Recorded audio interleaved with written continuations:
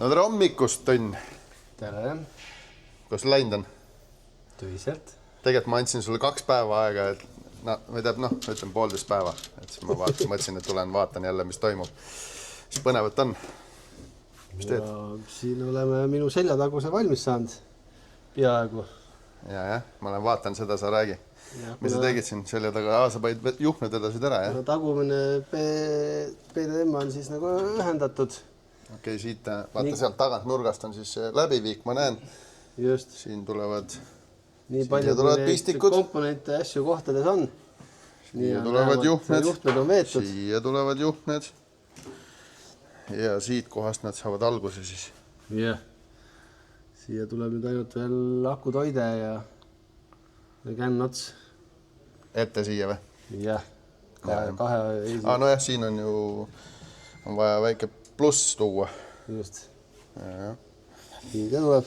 Ma vaatasin, et Magnus tegeles selle asendeanduriga siin. Eile saime natukene siin silda testitud ja mõeldud, et kuhu nagu saab siis sildaandurit panna. Tegite siia päris mitu varianti, kuhu panna, ma saan aru. No seal optimeerimise pärast on et ei peaks mitu korda tegema, siis said siuksed testklambrid, et kui nüüd klient leiab omale õige lahenduse, kuidas need sinna kinni panna, kas laseb 3D printida või siis laseb alumiiniumist välja, et meie paneme praegu, leiame asukohad ja õiged pikkused ja kõrgused. See on selline must tükk, millest tuleb teha korralik asi. No selles mõttes need kohad saab nüüd sisse skännida, et siis ta saab selle pealt kas siis kõrgused võtta või võtab joonlauaga kõrgused, et vähemalt ta teab, et kus õiges kohas on andur peab olema, et sinna siis tuleb andur pealt.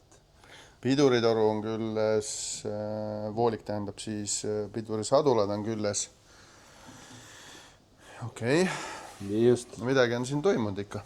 No ikka toimub. Suur töö on tehtud, nüüd hakkab see väike töö, juhtmete vedamine. Ja, see on väike töö või? Just. See on see meeldiv töö. Või see juhtmejussi meeldiv töö.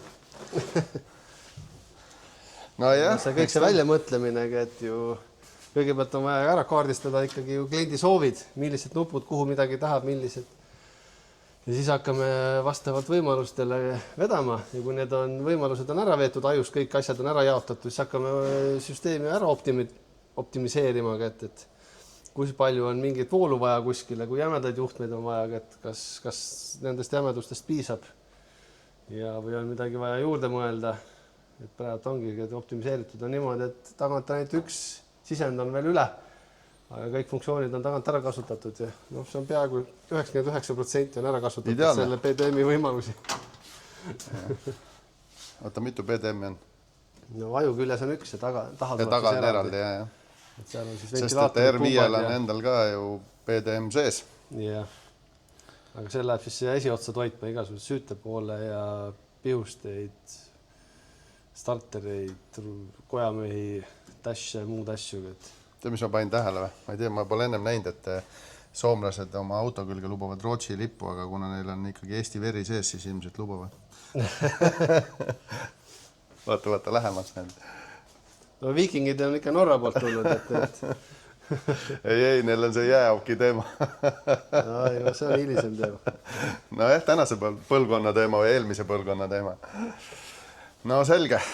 Tõnn Mölla, ma tegelikult siis tulen uuesti tagasi, kui ei ole midagi teinud, äkki on midagi põnevat rääkida. Vaata, kus siin on kuradi korralik pidurivärk. Ütleme nii, et tehakse nii, nagu asja tegema peab. Siin on nagu absoluutselt ilma kompromissideta tehakse asju praegu, see on nagu äge. Selliseid asju juhtub, see aasta on juba teine auto, mis on tegelikult selline ilma kompromissideta auto, aga kahjuks see teine auto läks puhkusele natukese ajaks. Nüüd tuleb loodame, et kevadel saame jälle sõita taga. No mitte mina, aga juht. No hommik, Tõnn. Hommik. No kuidas läinud on? No need, midagi siin on läinud. Vaatame seest või? Mitu nädalat on läinud. Vasti kuu juba täis. Vaatan siin juhtmed ripuvad. Kuna mootoril andureid pole, siis pole neid kuhugi ühendada. Ei ole. Siin on juhtmeid. Vaata, kus on siin tunneli peal on hunnik juhtmeid, pistikuid, lüliteid. Salongi osa on peaaegu valmis juba. salongi osa on valmis, jah? Jah. Kruvid veel sisse keerata ja uksest välja. Jah. Aga mis plaan on? Ma saan aru, et auto läheb ära või? No eks ta kunagi ikka läheb. Ei, no tegelikult... Teeme oma osa valmis ja siis saadame ära, jah. Ühesõnaga, ma saan aru, et siin on rauaga, vaata, me rääkisime ka, et siin on tegelikult omajagu tegemist, et siis põhimõtteliselt vahepeal ta käib, siis teeb oma... Lisad ära, mootori paneb mootori kokku. Ja summutid ja andurid külge. Ja siis paneme ta siin käima. No just. Ma ei tea, millal see juhtub, kas lumi on maas või ei ole juba. No äkki sulab juba siis. Ja. No talv on pikk ja tasu kiirustada. No talv on pikk jah, ja nüüd ongi, et ega siis see auto pole ainukene, nüüd on, Tõnn paneb siin viimased juhtmed, saab kõik kokku, käima proovida ei saa, eks ju, ja võtab vahepeal ette ühe põneva projekti, mida näete siis juba järgnevates saadetes. Ja siis tuleb ka Soomest meile projekt siin täna. Ma ei tea, mis kuul see video nüüd üles läheb, aga novembrikuus tuleb meile Soomest üks suur projekt. Ja kui see on valmis tehtud, siis ma usun, et konkreetselt see drifti auto hakkab tagasi tulema juba. No võiks, jah. Siin on juhtmeid hunnikus. Kõik on hunnikus. Aga muidu mingit tagasilööke polda? Ei olnud. See jaotamine, algus mõtled, et see mootori juhtmestik on vaata üks asi panna, kui sa pead terve autole elektrijuhtmestikku tegema ja siis kõigepealt jah, nagu eelmine kordki sai öeldud, et jagad kõik juhtmed ära käidi pinnide järgi, siis hakkad optimeerima, et kus mida läheks, et kõike jaguks. Ja, siin tegelikult kui üle jääb juhtmeid pole hullu, aga vaata, kui puudu jääb, siis on mõtlema. Praegu on kõike parasjagu ja üle ka. Eest jääb kõvasti ülega, et tegelikult. No jah, output, no sellel ajul on ikka neid pihuste ja otsasid on päris palju. See on üks hea, ütleme niimoodi, et see on üks tarkus, et kui te valite juhtaju, siis pange kõik oma väljundid, sisendid kirja, kõik andurid, kõik soovid ja siis valige juhtaju. Ja vaadake ka seda, et näiteks kui tuleb mingid soove juurde ajas või siis üldsegi alguses üldse unustate ära päris palju asju nagunii, siis et aju oleks võimeline siis laienema. Keskkonsooli veel tehtud kõedi lisavõimalusi veel jäetud, et kui tekib ideid. Trimnuppe ja asju, et kliendil on soovi, siis on ainult tarkvaraline küsimus, ei olegi, et klaviatuuri peal on ka võimalus, et kas saab läbi klaviatuuri või mehaaniliste nuppudega, et asju lisada juurdega.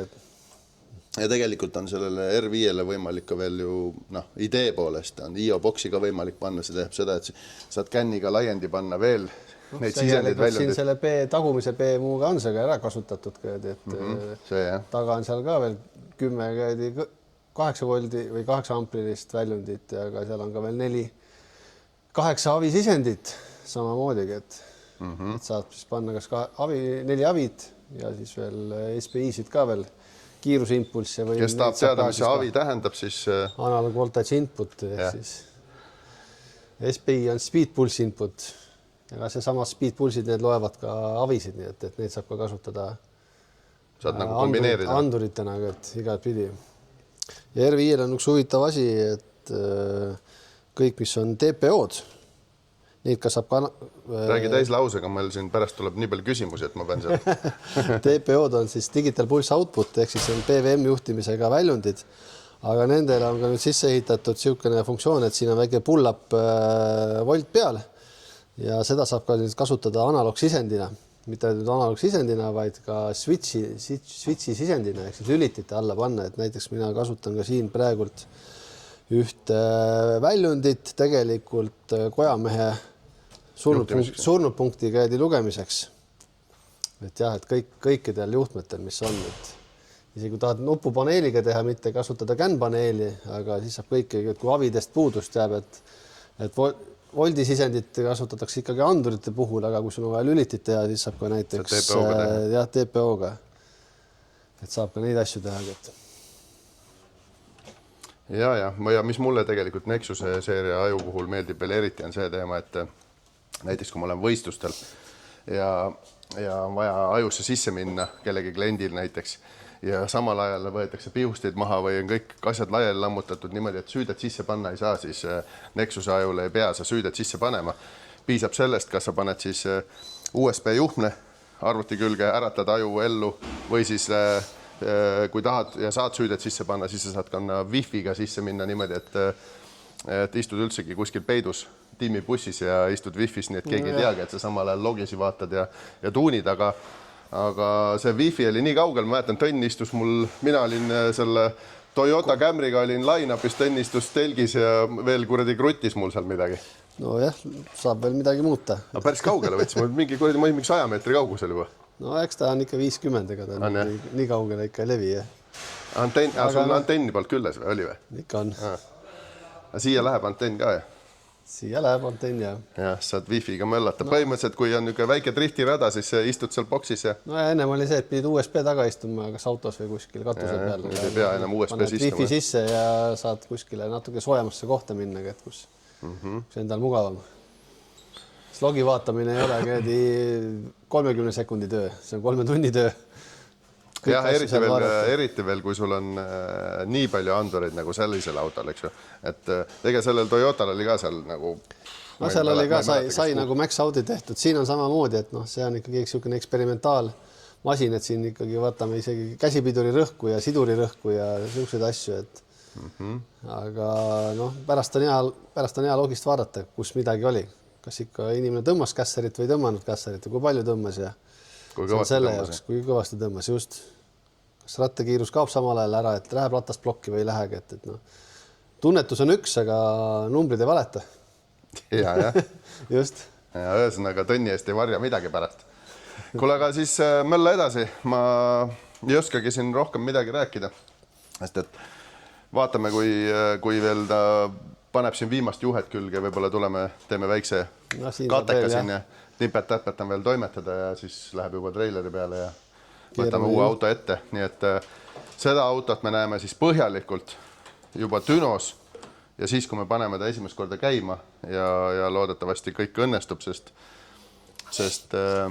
üks asi on veel just hästi oluline asi, et sa ei jäta nagu seda esimest käivitust väga viimasel hetkel ja sellel hetkel, kui see võistlused on juba käimas või siis on järgmisel nädalal võistlus, aga sa pole autot veel käima pandud, selliseid üllatusi ei ole vaja ja on vaja natukene jätta aega, sest auto pole kunagi käinud ja pole kunagi testitud.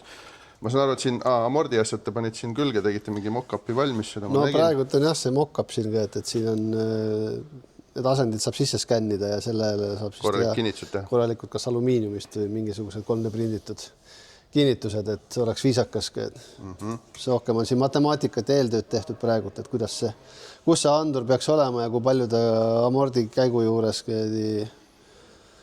Ja ikkagi, kui inimesed seda asja teevad, siis tuleb ikkagi amortisaatorite vedrud ära võtta ja liigutada tervet silda üles-alla. Siis näed, kuidas see anduri käik on.